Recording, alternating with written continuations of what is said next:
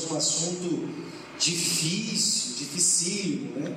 Que nós falamos sobre homossexualidade. Então foi um tema assim, bem difícil de falar, mas foi muito gostoso, né? Quem estava aqui, eu sei que saiu edificado. Tive vários testemunhos de pessoas que foram abençoadas através dessa palavra.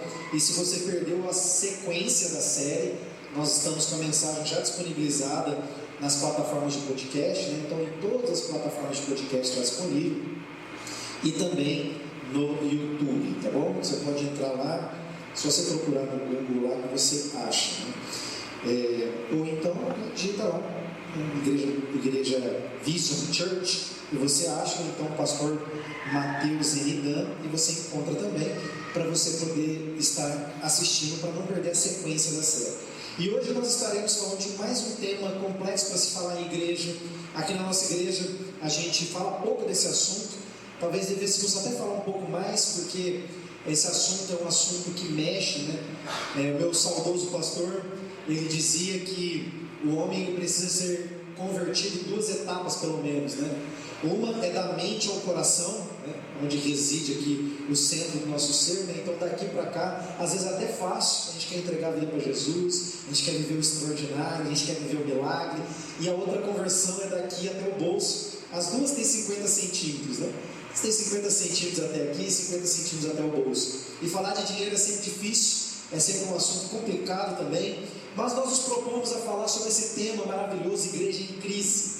Então falar sobre igreja em crise é pensar nas dificuldades que a igreja tem para ser de fato igreja, né? E falar de dinheiro é importantíssimo, principalmente no nosso tempo, onde há muitas pessoas querendo enricar, querendo, né, se tornar muito prósperas e abençoadas por meio da igreja. Como alguém já disse, né, não muito tempo atrás, se você quer ganhar dinheiro, o ministério não é o seu lugar. Faça uma faculdade, vai estudar, vai arrumar uma profissão, abre uma empresa, lá você ganha dinheiro. O ministério não é para isso, o ministério é para cumprir o ministério. E o ministério, ele não é para cumprir o seu ministério. A gente tem esse hábito, né, como força de expressão, dizer o meu ministério, a minha igreja é uma força de expressão. Não tem nada de errado em falar isso. Mas a gente não pode esquecer nem perder de mente que na verdade o ministério não é nosso, o ministério é de Jesus. A igreja não é nossa, a igreja é de Jesus. Essa é a realidade. Uma certa vez, para ilustrar o que isso significa, uma pessoa muito querida, chegou em mim e falou: pastor, o senhor faz o nosso casamento? Eu falei assim: eu preciso primeiro conhecer a história de vocês, porque eu sei que vocês já foram casados no passado, preciso saber exatamente as circunstâncias do divórcio, porque vocês querem casar novamente. E depois de contar da história, a minha resposta foi: infelizmente eu não posso fazer o seu casamento. E você era uma pessoa muito querida mesmo. E eu disse assim: eu gostaria muito de fazer, mas eu não sou ministro de mim mesmo, eu sou ministro de Jesus. Eu não posso fazer a minha vontade, eu tenho que fazer a vontade dele. E falar nisso, e falar em divórcio, um dos assuntos que nós abordaremos será divórcio, muito importante também. Divórcio não é um pecado imperdoável, é um pecado perdoável também. A gente vai falar sobre isso, não só para pincelar. Talvez a gente dá um tapa assim, né? A pessoa está aqui e fala: poxa, eu sou divorciado, então não tem lugar para mim. Calma, irmão, calma. Vamos orar, vamos ouvir a palavra de Deus, o que ela tem nos ensinar sobre isso também nos próximos domingos. Mas aqui hoje não é esse o assunto, só foi para ilustrar. O assunto é que eu não sou ministro de mim mesmo, eu sou ministro de Jesus. A igreja não é minha, a igreja é de Jesus. E isso se aplica à nossa vida por completo. Uma vez que eu e você que está aqui, provavelmente a maioria, talvez, se não todos, entregaram a sua vida a Jesus. Veja, você entregou. Você disse: eu não sou mais Senhor da minha vida, agora o Senhor da minha vida é Jesus. Isso foi você. Ou alguém colocou uma arma na sua cabeça e falou assim: ou você aceita Jesus ou você vai morrer. É quase isso, né? O inferno é quase essa bala na cabeça, né? Mostrando para nós a realidade que existe sem Jesus. Mas o que eu quero que você entenda é que a sua vida não é mais sua. Você não possui mais nada a não ser Jesus. E isso pode soar estranho aos ouvidos de quem não tem fé em Jesus. Mas quem de fato tem fé em Jesus, escuta isso e fala: eu não preciso de mais nada, eu só preciso dele, eu só preciso de Jesus. Ele é tudo o que eu quero, ele é tudo o que eu preciso. Com essa afirmação eu quero dizer que o dinheiro não é senhor desta igreja. O dinheiro não é senhor das nossas vidas. Em toda a Bíblia, somente duas personalidades são chamadas de Senhor: Deus e o dinheiro. E quando isso é dito a respeito do dinheiro, é no seguinte contexto: não é possível servir a dois senhores, a Deus e ao dinheiro. Dito isso, também preciso afirmar que não é vontade de Deus, como foi orado aqui. Eu gostei muito da oração, né? Nunca tinha pensado nessa perspectiva. A tua vontade seja feita na terra como é feita no céu. E no céu não há tristeza, no céu não há doença, no céu não há enfermidade, então que a sua vontade se realize aqui também. A afirmação também é verdadeira no que tange ao dinheiro. O Senhor não quer que você passe necessidade. Esse é um desejo, né? É a vontade como desejo de Deus, mas isso não significa que você não vá passar necessidade. É provável até, inclusive, que nós passemos dificuldade mesmo. Talvez tenha pessoas aqui passando dificuldade. Então veja, o dinheiro ele não é um problema em si, desde que não haja esse apego a ele como Senhor, como alguém que governa a sua vida. Muitas vezes a gente troca a palavra dinheiro por trabalho. A gente diz que não ama o dinheiro, mas no lugar a gente ama o trabalho. Mas a gente não ama o trabalho pelo trabalho muitas vezes. Na maioria das vezes amamos o trabalho pelo resultado do trabalho. Em outras palavras, o que amamos de verdade, de fato, é o dinheiro. E a Bíblia vai nos ensinar que o amor ao dinheiro, o apego ao dinheiro, colocar o dinheiro como Senhor, na verdade, é a raiz de todo o mal. A gente acha que o dinheiro compra tudo. E de fato, quase tudo. Na verdade, só existe uma coisa que o dinheiro não compra, que é Deus. Isso ele não compra. E nada que Deus possa te dar pode ser comprado por dinheiro. Com essa afirmação também quero dizer para vocês que não é possível barganhar com Deus através de uma oferta, através de um dízimo, através de um sacrifício financeiro. Você não pode barganhar com Deus. O que você pode simplesmente e deve fazer é ser grato a Deus, bom mordomo dos seus recursos, e entender que também o dinheiro não é seu, o dinheiro é de Deus, e que embora Ele permita você administrá-lo, que você lembre-se sempre que o dinheiro é dele. E para a gente então abordar esse tema maravilhoso de hoje, eu quero que você abra a sua Bíblia, se você a trouxe, senão você pode acompanhar pelas telas aqui. Em 2 Coríntios, capítulo 9, a partir do versículo 1.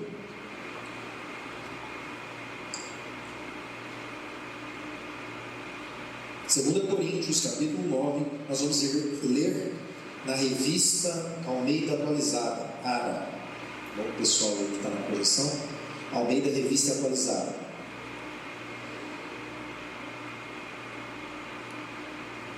Olha o que vai dizer a palavra de Deus. Ora, quanto à assistência a favor dos santos, é desnecessário escrever-vos, porque bem reconheço a vossa presteza, da qual me glorio junto aos macedônios, dizendo que a Acaia está preparada desde o ano passado, e o vosso zelo tem estimulado a muitíssimos. Contudo, enviei os irmãos para que o nosso louvor a vosso respeito, neste particular, não se desminta, a fim de que, como venho dizendo, estivesseis preparados, para que caso alguns macedônios forem comigo e vos encontrarem despercebidos, não fiquem nós envergonhados, para não dizer vós, quanto a esta confiança. Portanto, julguei conveniente recomendar aos irmãos que me precedessem entre vós e preparassem de antemão a vossa dádiva, a vossa oferta já anunciada, para que esteja pronta como expressão de generosidade e não de avareza. E isto afirmo: aquele que semeia pouco, está falando de dinheiro aqui, viu gente? Aquele que semeia pouco, pouco também ceifará. E o que semeia com fartura, com abundância também ceifará. Cada um contribua segundo tiver proposto no coração, não com tristeza ou com necessidade, porque Deus ama a quem dá com alegria. Deus pode fazer-vos abundar em toda graça, a fim de que, tendo sempre em tudo ampla suficiência, superabundez em toda boa obra, como está escrito: distribuiu, deu aos pobres, a sua justiça permanece para sempre. Ora, aquele que dá semente ao que semeia, ou seja, Deus, e pão para alimento, também suprirá e aumentará a vossa sementeira, e multiplicará os frutos da vossa justiça, enriquecendo-vos em tudo, para toda generosidade, a qual faz que, por nosso intermédio, sejam tributadas graças a Deus. Porque o serviço dessa assistência, dessa oferta, não só supre a necessidade dos santos, mas também redunda em muitas graças a Deus, visto como, na prova dessa ministração, glorificam a Deus pela obediência da vossa confissão quanto ao Evangelho de Cristo e pela liberalidade com que contribuís para eles e para todos. Enquanto ora, eles a vosso favor, com grande afeto, em virtude da superabundante graça de Deus que há em vós, graças a Deus pelo seu dom inefável. Amém. Gente, esse texto é extraordinário. Na verdade, não só esse texto, mas você precisa ler em casa o capítulo 8 inteiro e o capítulo 9 juntamente. Seria uma leitura muito longa para se fazer aqui. Mas o apóstolo Paulo está no seguinte contexto aqui nesse texto. Ele está recolhendo uma oferta financeira para o socorro de necessitados na Judéia.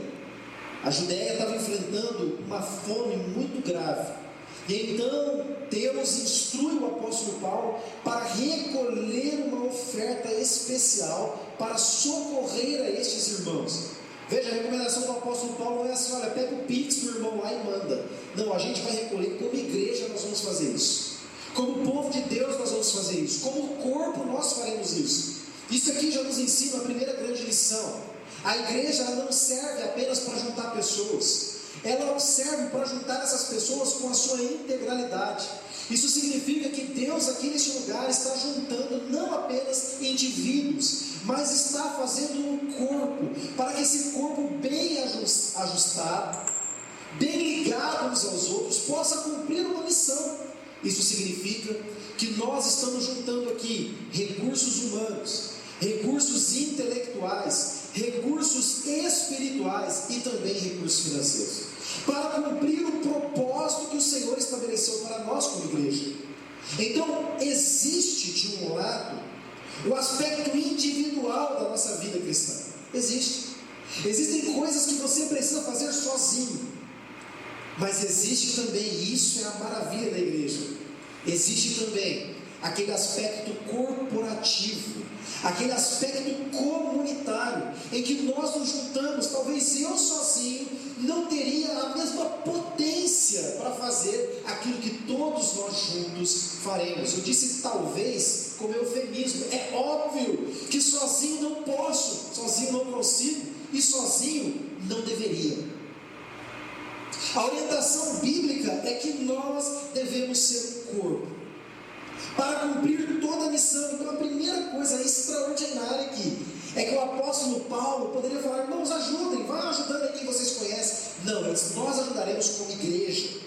Então hoje nós iremos olhar para esse texto clássico de generosidade e contribuição. É clássico esse daqui, porque aqui nós aprendemos alguns princípios elementares a respeito daquilo que Deus quer nos falar e com relação ao dinheiro. Nesse capítulo 9, se você puder, vai colocando na tela aí para mim, tá? Você vai acompanhando comigo. Versículo 1 e versículo 2. Versículo 1 e versículo 2. Consegue projetar aí? Isso. Olha só o que o apóstolo Paulo vai dizer. Ora, quanto à assistência a favor dos santos, é desnecessário escrever-vos. Olha o que o apóstolo Paulo está dizendo. Está dizendo que geralmente nós não deveríamos ter que falar sobre dinheiro. É isso que ele está dizendo. É por isso que algumas pessoas até estranham quando chegam na nossa igreja, né? E o momento da oferta é só explicar como é que você oferta. não fica te pedindo, né? Fala, você pode ofertar com cartão, você pode ofertar no box, você pode ofertar no fundo, você pode fazer um Pix. É só uma orientação de como você pode ofertar. Mas não é, olha, vem cá, traga, vamos fazer assim, fazer assim. Porque nós entendemos que esse assunto muitas vezes deveria ser desnecessário falar. Em outras palavras, deveria ser natural da gente olhar as necessidades, olhar o que se precisa e se prestar a fazer, e se prestar a doar. O nome disso é generosidade. A partir do momento que eu preciso ser requerido, que eu preciso ser cobrado, isso não é generosidade, isso é obrigação. E o que a Bíblia nos ensina é que muito mais do que uma obrigação, as ofertas financeiras na casa do Senhor, na igreja, ela tem um propósito, que é fazer você aprender a ser generoso. Ela tem um propósito, que é fazer você aprender a você não ser egoísta, a você não ter que dominar todas as coisas, mas ter que entregar um pouco também. Tem um propósito muito forte nisso. Então a contribuição aqui, ela ensina esse princípio para nós, mas o apóstolo Paulo deixa claro, talvez fosse desnecessário nos escrever. No entanto, embora fosse desnecessário, ele ainda assim escreve. E por que ele escreve? Se você ler o capítulo 7 vai ficar mais claro. Porque ele estava com medo. Ele diz isso: eu temo. Aqui também no capítulo 9, eu temo que aquela mesma força que vocês começaram, vamos ofertar, vamos socorrer, agora vocês não cumpram, e eu passe vergonha. E aí está entre parênteses até, né? Para não dizer vocês, a vergonha que vocês vão passar por ter prometido serem generosos e de fato agora não ser. O que o apóstolo Paulo está nos mostrando é que contribuição e generosidade é muito mais do que fazer carinho nas pessoas ou dizer que as amam, mas é uma expressão da graça, do poder e da misericórdia de Deus. Olha aí o versículo de número 2. Bem na hora que tirou, né? Estão rindo aí, né? Vocês tiraram, eu falei, né? Porque bem reconheço a vossa presteza, preste atenção, da qual me glorio junto aos macedônios, dizendo que a Acaia, aqui a região de Corinto, está preparada desde o ano passado, e o vosso zelo tem estimulado a muitíssimo. Ele está dizendo assim: olha, vocês não têm noção. Uma igreja generosa estimula outras pessoas a serem generosas. Uma igreja generosa estimula a sociedade a ser generosa. Não é à toa, né? Uma igreja generosa pode socorrer, uma igreja generosa pode investir, uma igreja generosa pode avançar. Os crentes, eles conhecem a palavra do apóstolo Paulo. E a palavra do apóstolo Paulo é: olha, a igreja de Corinto, as igrejas da Acaia prometeram desde o ano passado, certamente estarão preparadas. Eles sabem que contribuir generosamente, sistematicamente, proporcionalmente aos seus bens, com alegria e voluntariamente, é o que o apóstolo Paulo estava requerendo deles. Por isso é muito bom a gente lembrar que nós não devemos ficar o tempo todo falando de dinheiro. No entanto, é importante nós lembrarmos que a recomendação bíblica é que o façamos. Uma pergunta que sempre me fazem: pastor, o dízimo, a oferta, o dinheiro na igreja é bíblico? Eu sou obrigado a dar o dízimo na igreja? É uma lei realmente? Eu posso dizer para você com tranquilidade que nós não temos palavras suficientes no Novo Testamento para afirmar que o dízimo é obrigatório para nós como igreja hoje.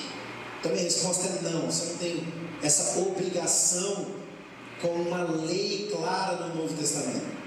O que nós temos claramente no Antigo Testamento como dízimo, a casa do tesouro ali não é um templo como esse daqui. Não é um local de adoração como esse daqui. A casa do tesouro é um leão, é a Receita Federal. As pessoas, elas contribuíam para a manutenção do Estado de Israel através dos seus dízimos. Então, o reino era suprido, mas também os ministros. A gente não pode esquecer que o governo hebreu, o governo de Israel, era um governo não democrático, mas um governo teocrático. Deus governava, Então, porque Deus governava, a pessoa dava o dízimo e o dízimo era servido ali em todos os aspectos daquela nação. Hoje não, se você for dar o dízimo, você deveria levar lá na Receita Federal, mas não é a Receita Federal que sustenta a igreja mais. Então veja, preste atenção no princípio. Uma coisa é o dízimo do Antigo Testamento, outra coisa é a generosidade do Novo Testamento. Se no Antigo Testamento era lei para sustento do reino e para sustento dos levitas, que se levassem os dízimos, no Novo Testamento é lei que aqueles que foram cheios do Espírito de Deus sejam também generosos. Generosos, não apenas individualmente, mas também coletivamente. Em segundo lugar, aí no versículo 2, nós percebemos claramente que quando a igreja age com generosidade, ela se torna um referencial. Isso é uma coisa que eu gosto muito da nossa igreja, A nossa igreja é uma igreja que investe em missões, A gente tem um monte de necessidade aqui na nossa igreja, um monte de coisa que a gente quer fazer. Uma das coisas que 98% da igreja pede, a gente não conseguiu fazer, é colocar um aquário aqui nessa bateria, 98% pede. A gente levantou uma oferta, Márcio? Mas estava como tesoureiro na época. A gente levantou uma oferta para comprar o aquário aqui. Nós conseguimos comprar os parafusos. Isso aqui é o aquário. Isso aqui é o aquário. Conseguimos comprar os parafusos. Não deu ainda, as ofertas não deram para comprar. Há muitas necessidades. A gente não terminou o brinquedão lá fora ainda para as crianças. A obra aqui do prédio ainda não está pronta. Mas por que ainda não está pronta? Porque os dízimos e as ofertas que são entregues aqui na igreja têm um propósito. E o propósito não é só suprir as necessidades estruturais da igreja, mas muito mais do que isso. Se tem algo que me alegra na diretoria administrativa dessa igreja, é que eles entenderam, todas as vezes que eu peço para eles enviarem ofertas de socorro para o campo missionário, para socorro de algum necessitado, eles atendem. Para não ir muito longe, essa semana, uma pessoa precisou de um socorro. Cadê o tesoureiro? Subiu? Está lá fora o tesoureiro? Cadê o Denis? Manda ele entrar, o tesoureiro tem que ficar aqui dentro. Nós falando de dinheiro, cadê o tesoureiro? Na hora de falar do dinheiro, o tesoureiro não está aqui dentro? Vai entrar, daqui a pouco ele entra. Então, daqui a pouco ele entra. A gente vai continuar. Espera. Entrou aí, bonitão. Muito bem. Está ali. Falei com ele, Aí minha testemunha, pode ficar aí, irmão, você viu que não, é daí mesmo, é só para você ouvir. E aí eu falei pro Denis, Falei, Denis, a gente tem recurso aí na conta da igreja? Denis disse, meu pastor, vou fazer um levantamento aqui. Nossa, é muito dinheiro, tem que fazer um levantamento. Aí ele falou, gente, o socorro que a gente precisava dar para o irmão, eu acho que ia sobrar uns R$10 na conta da igreja. É isso, O que eu falei? Vai lá e socorre. Vai lá e investe na vida do irmão. Mas precisa de tanta coisa, vai ficar só R$10. Vai lá e faz. Faz, irmão. Deus é prover. Sim ou não? Aconteceu que o problema se resolveu por si só, não precisou fazer o investimento total, sobrou um pouco mais no caixa da igreja. Eu estou dando esse exemplo para mostrar que uma igreja generosa, ela impulsiona as pessoas a serem generosas. Uma igreja que ainda nem consegue remunerar os seus obreiros integralmente, é uma igreja essa, a nossa igreja, que investe no campo missionário. A nossa igreja apoia 2 igrejas em Três Lagoas, ajudando financeiramente pastores que não têm condição, enquanto nós mesmos temos muitas necessidades. E por que nós fazemos isso? Porque entendemos claramente a orientação do apóstolo Paulo: entreguem conforme a generosidade no coração de vocês. E o vosso zelo, olha o finalzinho do versículo, tem estimulado-os a muitíssimo. Seja generoso, querido. A nossa generosidade mostra como Deus, Ele é abençoador, como Deus é galardoador. Nós deveríamos querer ser um exemplo para outras igrejas, mas não só isso, nós deveríamos querer ser generosos e exemplo para os nossos filhos, para a nossa casa. É engraçado nesse ponto de sermos exemplos e inspiração, que muitas vezes nós falamos com a boca que acreditamos em Deus, acreditamos na igreja, mas não investimos nada nela. Tudo que a gente ama a gente investe. Tudo que a gente ama, a gente investe. É assim que funciona. Tudo que a gente ama, a gente investe dinheiro. Eu amo minha esposa. Esse mês, fica em pé, meu amor. As pessoas te conheceram. Vira para esse do seu rosto. Isso. Obrigado. Esse mês é aniversário da minha amada. 34 aninhos. Vai fazer dia 29 desse mês. Eu amo ela. Eu tenho dinheiro? Não. Eu vou comprar presente? Vou. Porque eu amo. A gente dá uma apertadinha, a gente passa um cartão, a gente faz porque a gente ama. A gente investe quando a gente ama. Então muito se diz a respeito de quem você é e da sua fé, o quanto você tem investido no reino de Deus. Versículo 3 ao versículo 5 agora, por favor. Isso. Olha só o que o apóstolo Paulo está dizendo. Contudo, enviei os irmãos para que o nosso louvor a vosso respeito, neste particular, presta atenção, estou enviando um irmão aí, na minha frente, nesse particular, estou falando de dinheiro, não se desminta. O que ele está falando? Porque senão eu vou chegar aí e tudo que eu falei de vocês vai ser mentira, a fim de que, como venho dizendo, vocês estão realmente preparados. Pode passar. Para que, caso algum macedônio forem comigo e vos encontrem desapercebidos, não fiquemos nós envergonhados. Pode passar. Portanto, julguei conveniente recomendar esses irmãos para irem. Olha o finalzinho do versículo. Para que esteja pronta como expressão de generosidade e não de avareza. Olha o que o apóstolo Paulo está ensinando. Uma vez que nós entendemos que é uma recomendação bíblica sermos generosos e nós não somos, o que está acontecendo? É duas coisas, irmãos. Ou você está expressando generosidade ou avareza. Não tem terceira via aqui. Ou você expressa generosidade ou você é avarento. Ou você dá com liberalidade ou você retém. Você pode ser generoso com tudo na sua vida, menos com Deus. Isso não diz algo a respeito do seu coração? Diz muito a respeito do seu coração. Então Paulo, ele tinha medo de passar vergonha, ele tinha medo dos irmãos passarem vergonha. Este também foi o motivo. O medo de Paulo é que essa expressão de generosidade que ele anunciou nos 4 ventos, na verdade se tornasse uma expressão de avareza. A atitude daquela igreja iria revelar o coração dela. A atitude em despender recurso financeiro para a obra de Deus ia mostrar onde estava o coração daquela igreja. Você estava na generosidade ou você estava na avareza? E daqui, queridos, eu quero continuar falando, recapitulando, a respeito do mandamento bíblico de sermos contribuintes da obra do Senhor. A obra do Senhor, ela tem pelo menos 3 propósitos. O apóstolo Paulo deixa isso claro aqui.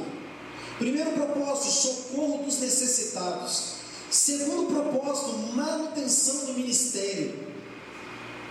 Pessoas que vivem integralmente da obra, que trabalham para a igreja, em favor da igreja. E terceiro lugar, para o avanço da palavra, para o avanço da obra. É só com essas 3 coisas que o dinheiro da igreja pode ser gasto. Se o dinheiro da igreja está sendo investido em algo que está gerando conhecimento, conteúdo, bagagem para ela levar a mensagem, deve ser feita. Por isso que a gente tem uma câmera, por isso que a gente transmite para a internet, porque a mensagem tem que ir longe, a mensagem tem que alcançar os corações. São esses 3 propósitos. E essa igreja estava sendo chamada para participar do socorro dos santos, do socorro da igreja da Acaia. Em quarto lugar, contribuir financeiramente expressa a generosidade, mas não só isso, também serve como semeadura. Uma linguagem estranha para nós, né? O que é semeadura? Semear, plantar. A gente fala isso, planta amor e você vai receber amor. Planta honestidade e você receberá honestidade. É mentira, né? É um princípio bom para seguir. Mas não é isso que está falando o texto aqui. O texto está falando de recurso financeiro. Tem muita gente vivendo como um saquetel furado. Sabe o que é um saquetel furado? Tem um bolso para pôr moeda, só que está furado. Deus envia bênção, Deus envia prosperidade, mas não consegue juntar. Sempre tem alguma coisa acontecendo. Por quê? Porque não semeia, porque não planta. Contribuir é como semear, não é uma barganha. Quando você pega uma semente e lança ela no solo, você não barganha com a natureza. Fala, ó, já que eu lancei a semente, então agora a natureza... Não, você planta. Se Deus enviar chuva, amém. Se Deus não enviar, amém. Se Deus enviar sol, amém. Se Deus não enviar sol, amém. Se vir uma praga, amém. Se não vir uma praga, amém. Você só tem que fazer a sua parte, semear. O crescimento quem dá é o Senhor. Então não é uma barganha. O contexto aqui está ensinando que Deus ama quem dá com generosidade. Olha o verso 6. Coloca aí. E isso afirma: aquele que semeia pouco, está falando de dinheiro, semear na obra do Senhor, no reino de Deus, também ceifará. Pouco também ceifará. E o que semeia com fartura, com abundância, também assim ceifará com abundância. Então veja, essa semeadura, ela tem a ver com a intenção do coração. Se eu semeio com alegria, se eu semeio, versículo 7, ok. Cada um contribua segundo tiver proposto no coração. Isso aqui é interessante, né? Contribua segundo você propôs no seu coração. Como o Senhor colocou no seu coração, assim você faça. Então tem muita gente que retém na hora da oferta. E se isso aconteceu com você, eu acho que já aconteceu comigo. Você está aqui na igreja, já aconteceu comigo uma vez, né? Aí eu senti no meu coração assim, nossa, eu vou ofertar. Aí eu pegar minha carteira, mas tudo que eu tenho, eu não vou ofertar. Eu retenho. É isso que o Senhor está fazendo. Muitas vezes o Senhor ele nos conduz a fazer algo, Ele tem um propósito com isso. No capítulo 7, o apóstolo Paulo vai dizer assim: olha, dê conforme as suas propriedades. Mas dê, mesmo que você fique um pouco mais pobre, olha só, preste atenção, para que outros se tornem mais ricos. Ele está dizendo assim: nós precisamos dividir. Continuando, versículo 7 ainda. Isso, proposto no coração, não com tristeza. Nossa, que difícil. Não dê, irmão, não dê. Eu falo isso e é verdade. Deus não precisa de dinheiro. Nós já recolhemos uma oferta, tá? De repente você está preocupado aí e fala: vixe, depois dessa pregação o pastor vai recolher uma oferta, vai fazer igual eu já vi em alguns lugares, fecha a porta, ninguém sai, enquanto nós não bater a beta. Não vai ter isso, tá? Fica tranquilo, descansa teu coração, a oferta foi antes da pregação. Agora, se você está com vontade, reteve e quer, depois você passa lá e oferta, não tem problema, mas não vai ser recolhido mais no culto não, tá? Então não se preocupa com isso. Não estou pregando aqui para te convencer pela minha força, que o Espírito Santo fala com você. Cada um contribua segundo tiver proposto no coração, não com tristeza, nem por necessidade, porque Deus ama quem dá com alegria. Tem muita gente perguntando assim: se eu queria fazer algo para Deus, o que eu faço? Está aí, ó, dê com alegria, porque isso vai fazer Deus amar. Olha só, a gente que canta, né? Porque ela surpreendeu o coração, não precisa. Ele mesmo já disse: quer me alegrar? Eu amo quem dá com alegria, eu amo quem é generoso, eu amo quem não dá com tristeza, ou quem dá por necessidade. O que é essa necessidade? A ação dela, eu participo do ministério, né? Aqui nem tem isso, né? Mas tem gente que se eu não der, eu participo do ministério. Se eu não der, nossa, vão falar de mim. Se eu não der, não, querido, não dê por esse motivo. Se for por esses motivos, é melhor não dar mesmo, porque Deus não vai receber. E não vai fazer bem nem para a igreja você dar desse jeito. A gente que pensa: não, deu, pelo menos deu, não vai nem fazer bem para a igreja você dar dessa forma. Esse dinheiro aí para nós não vai servir para a obra de Deus. Dê, mas dê com alegria, dê com generosidade, não dê por barganha, dê voluntariamente, conforme propôs no coração, falar de voluntariedade. Eu sou generoso, eu faço isso pelo prazer de dar, pela gratidão que eu tenho no coração. E o que acontece? Deus, Ele costuma retribuir cada pessoa segundo a sua generosidade. Não é barganha, mas é verdade.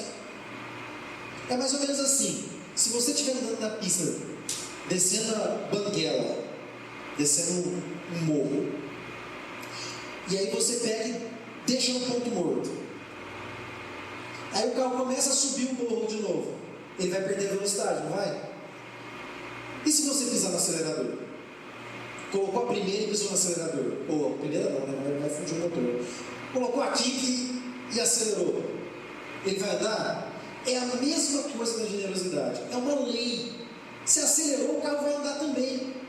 Não se trata de uma barganha com o carro: olha, agora eu vou fazer a sua vontade, vou pisar aqui, isso. Não, é lei. você fez, você recebeu. Você pisou, o carro acelerou. Você falou, né? Você falou que eu vou jogar, né? Vou jogar. Não, né? Vou jogar em você. Aqui, ó, lei da gravidade, ó. Para a água. Não para, eu sempre faço isso porque é muito claro. A água não para a água. Não para, é uma lei, a lei da gravidade, a água não vai parar. É a mesma coisa da generosidade. Quando eu entendo a generosidade e eu sou generoso com alegria, com naturalidade, com voluntariedade, não por obrigação. É natural, irmão. Deus vai fechar esse saquetel furado aí do seu bolso, vai fazer você ter mais. Para que ter mais? Para que o Senhor vai fazer mais? Agora sim, pode passar o versículo. Deus pode fazer-vos abundar em toda graça, a fim de que, tendo sempre em tudo ampla suficiência, superabundez em toda boa obra. Tem um propósito em Deus te dar. O propósito não é você ter uma casa nova, você ter um carro bom. Não é isso. Isso aí faz parte, isso vem a reboque. Se esse é o seu propósito de vida, você está errado. Deus ele vai dar para você ter mais para dar. Versículo seguinte, versículo 9. Como está escrito, distribuiu, deu aos pobres, a sua justiça permanece para sempre. Deus está dizendo que aquele que distribui, aquele que dá, aquele que trabalha com o seu dinheiro dessa forma, exerce a justiça de Deus. Exerce a justiça de Deus. Então isso é muito importante para nós entendermos. Boa obra, no versículo 8, é o cuidado pelos necessitados, é o investimento no reino de Deus, é o apoio à obra de Deus. Tudo isso está envolvido em toda boa obra. E justiça aqui, tanto no versículo 9, agora no versículo 10, coloque aí para mim, por favor, versículo 10. Ora, aquele que dá a semente, aquele que deu para você o recurso, ao que semeia, e pão para alimento, também suprirá, e aumentará a vossa sementeira. Ele vai aumentar a sua capacidade de gerar recurso. Tem gente que olha para uma pessoa próspera. Pessoa próspera é aquela que tem capacidade de aglutinar recursos, de multiplicar recursos. E não é só dinheiro, tá? Mas prosperidade é isso. Ela consegue, onde ela passa, ela gera alegria, ela traz paz, ela traz amor, ela traz a palavra de Deus, ela traz o Espírito Santo. Ela é próspera. A justiça de Deus tem a ver com salvação. Mas não apenas salvação, né? Nesse caso, nesse versículo, essa justiça que se multiplicará no versículo 9, tem a ver com atos de justiça que você pratica através do seu dinheiro. Versículo 11, pode pôr aí por favor. Enriquecendo-vos em tudo para toda generosidade, a qual faz que por nosso intermédio sejam tributadas, graças a Deus. E o louvor pode subir aqui, por gentileza. Com a generosidade, as nossas contribuições financeiras redundam em glória para Deus. O apóstolo Paulo está ensinando aqui para nós claramente que nós precisamos aprender a trabalhar com o nosso dinheiro, como ele está recomendando para essa igreja. Eu imagino que talvez se fosse um de nós que estivesse no lugar do apóstolo Paulo, a gente não falaria isso para essa igreja. A gente diria assim: rapaz, lá na Judéia o negócio está feio. Ó, o desemprego subiu, hein? O percentual de desemprego está só subindo. Guarda dinheiro, porque se lá na Judéia está assim, logo aqui também na cidade de Corinto vai estar também. Então retém, segura aí, irmão, se preserva, porque a recessão está à porta. Olha só como isso é atual para nós hoje, né? Não é assim que muitas vezes a gente pensa? Rapaz, está difícil, hein? Desemprego crescendo, os juros que não baixam, investimento no nosso país está só diminuindo, geração de emprego não tem, desmatamento batendo recorde atrás de recorde. Misericórdia, a coisa está feia, os índios continuam morrendo, só piora a coisa. A gente vê claramente, né, que a nossa salvação não está no governo, né? Quem botou fé no Bolsonaro se lascou, quem botou fé no Lula se lascou. Não, querido, nossa fé não deve estar nem na direita, nem na esquerda, ou melhor, para cá, nem na direita, nem na esquerda, nem no centro.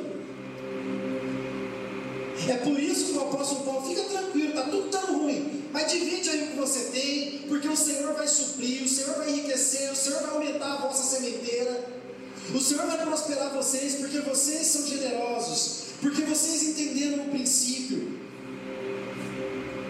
Então, se eu pudesse dar um conselho para você nesse tempo de recessão que nós estamos vivendo, nesse tempo de dificuldade que nós estamos vivendo, pare de olhar para os governos políticos. Eu não estou falando para você se tornar um alienado. Esquece, eu leio notícia todo dia. Não é isso.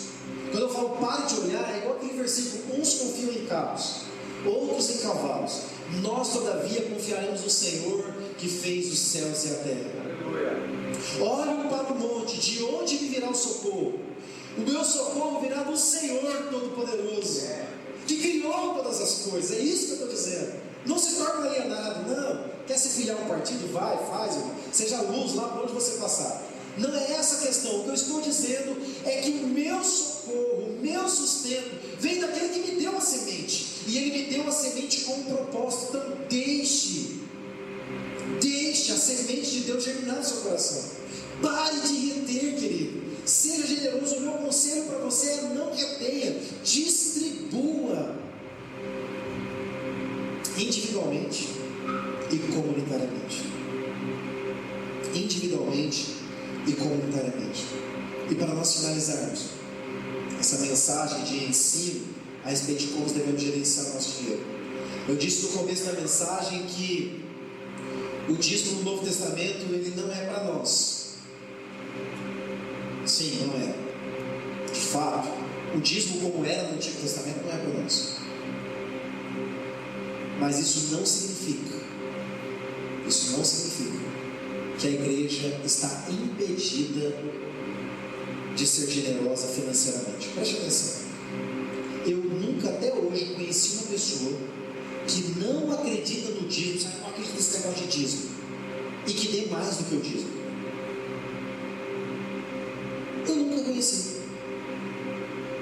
A pessoa fala assim: esse negócio de dinheiro, igreja, isso aí não é para mim. Ela não dá nada. Veja, o problema não é o dízimo. O problema é ela ser generosa com aquele que foi o primeiro com ela. Ela investiu nele, esse é o problema.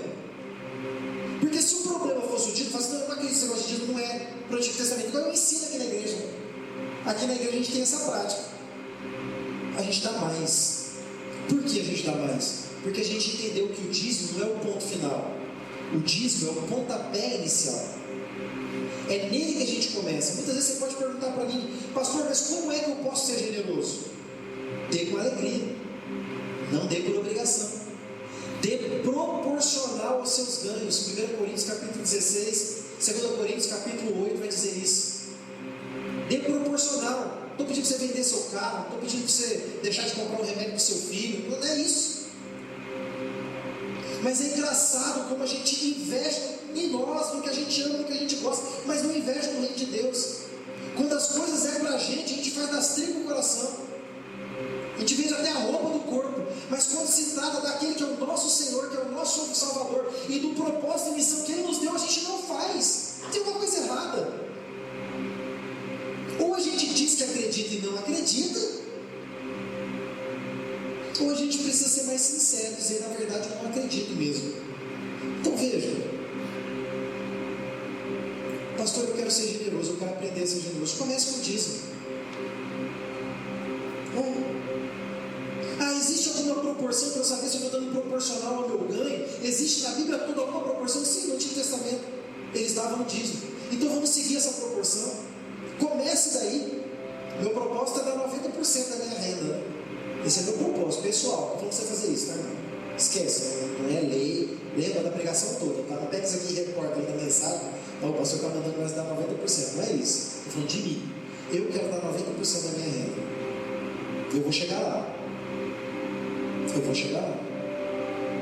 Aí você fala: poxa, você vai dar quando eu der 90%, é que os 10% vai ser suficiente para mim. E o Senhor a cada dia tem aumentado a minha sementeira. Eu posso testemunhar isso. Com toda dificuldade, com toda luta, o Senhor tem aumentado a minha sementeira. Tem aumentado a minha sementeira. E Ele aumenta a minha sementeira e eu não paro. Algumas pessoas acham que eu até sou louco, eu não paro.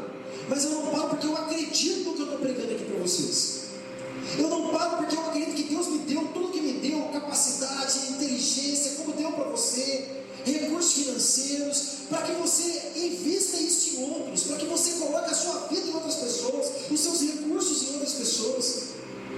E se tem uma coisa que eu acho lindo, é quando eu percebo que o meu filhinho de 10 anos de idade está aprendendo isso, sem eu precisar ler para ele falar só, você dá, você é avarento. Não precisei. Uma vez nós estávamos na igreja, eu, a Carol e o Nicolas, e na hora da oferta ele chegou e falou assim: pai, eu quero dar uma oferta. Era outra igreja, não era aqui. Falei, bonito fazer bonito com o chapéu dos outros, né? Mas tá bom. Você quer fazer uma oferta? Quer? Eu peguei e tirei 20 reais da minha carteira e dei para ele. Ele pegou os 20 reais e falou assim: só? Eu falei, esse menino vai aprender, esse vai aprender, em nome de Jesus. Não vai se desviar. Esse é meu desejo. Só, pai? Aí eu abri minha carteira, né, mostrei para ele, era tudo que tinha. Falei, não é só não, filho, é tudo que tem. Estou dando tudo. Ah, então tá bom. Aí eu posso falar igual, você pode falar igual eu falei, né? Ah, mas também fazer bonito com o chapéu dos outros? Pois bem. No aniversário dele, no ano passado, retrasado, ganhou 800, 900 reais? Por aí, ganhou 800 reais de presente de aniversário. Ele chegou em mim e falou assim: pai, eu quero ofertar na igreja. Eu falei, tá bom, filho, estava querendo pagar umas contas com esse dinheiro, né? O que você está querendo? Quanto você está querendo ofertar? Ele, 500 tá bom?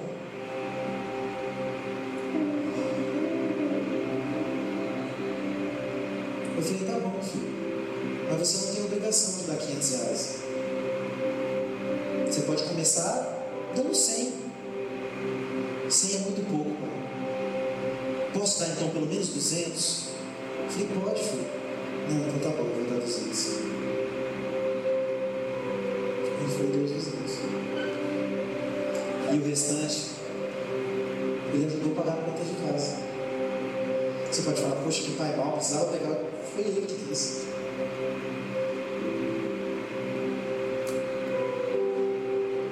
Uma criança, né? A Bíblia diz que o reino dos céus, ele é delas. E aí você fala, poxa, meu filho jamais faria isso. Por que será? Por que será?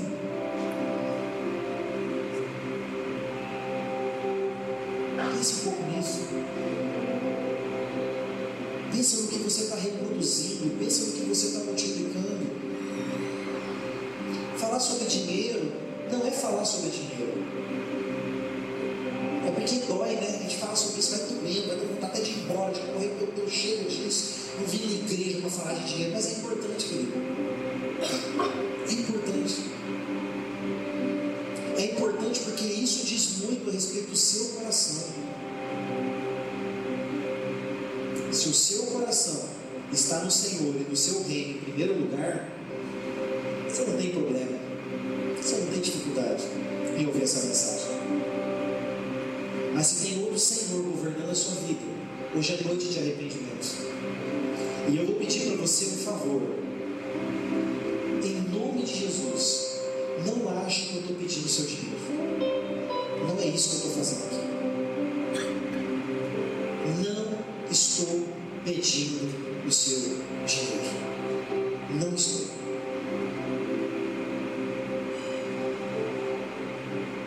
Se você, nossa, Deus tocou meu coração, eu vou ofertar. Se quiser ofertar aqui, amém. Mas se quiser ofertar lá na igreja do seu pai, aquela igreja pequenininha, vai lá e oferta, não tem problema. O que eu preciso que você entenda, querido, é que isso vai mudar a realidade da sua vida. Porque a gente não dá, e muitas vezes somos avarentos, é porque a gente não confia em Deus. A raiz do problema está na falta de confiança. Está na falta de confiança. É muito fácil a gente dar quando a gente tem, quando está sobrando. A gente até aponta e fala do outro. Mas dar quando não tem, fazer como aquela viúva pobre que deu porque tinha. Isso é generosidade. Davi certa vez foi comprar um campo construir o templo de Deus. E ele chegou lá, o dono do terreno falou: que isso? Pelo amor de Deus, Davi, toma, é seu, não vou cobrar nada. Qual foi a resposta de Davi? Eu não darei ao Senhor aquilo que não me custe nada, eu vou pagar.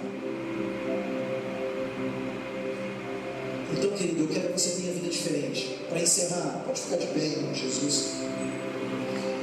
Para encerrar, a gente vai encerrar com alegria, vamos cantar uma música aí de adoração, nós vamos celebrar ao Senhor, para a gente sair daqui feliz. Mas para encerrar, eu quero lembrar do meu avô, pastor Emílios, que hoje está lá em Três Lagoas. Ele dizia assim para mim: filho, coloca uma lousa com o nome dos dizimistas na frente da igreja. Ele é pastorzão antigo, né? Eu não vou fazer isso. Hoje em dia as coisas é meio mais complicadas. Hoje em dia, se você fizer isso aí, você deve ter um processo aí. Não dá para fazer isso, não é assim que funciona mais não.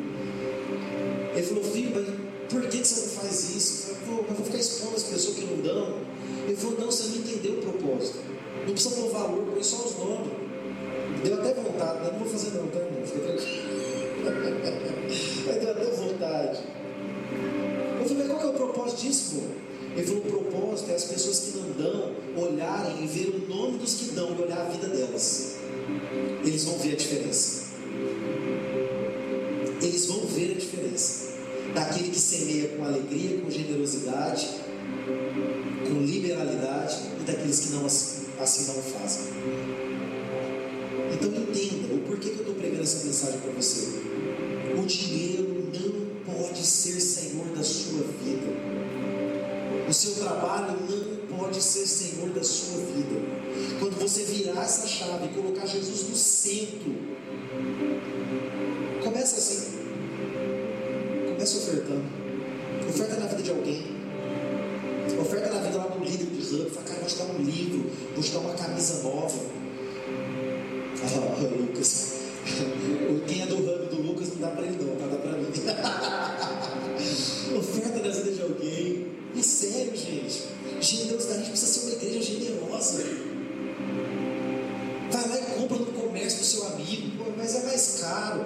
Não, irmão, vai lá e investe. Puxa, vai lá e faz alguma coisa. A não ser que seja ruim de serviço, né? Se for ruim de serviço, não leva não. Aí você precisa melhorar seu serviço, né? Aí já é demais. Poxa, vai ter um pouquinho mais caro. Vai lá, abençoa.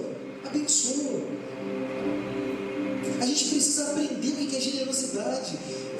Ter o coração generoso é ter o coração de Deus, que mesmo sendo Deus, não usou com usurpação o ser igual a Deus, antes esvaziou-se da sua glória, do seu poder, e assumiu a forma de homem, a forma de servo. Ele abandonou tudo, a sua riqueza. A Bíblia vai dizer que ele se fez pobre, sendo rico, para que a sua riqueza fosse derramada sobre nós, e a nossa pobreza fosse derramada sobre ele.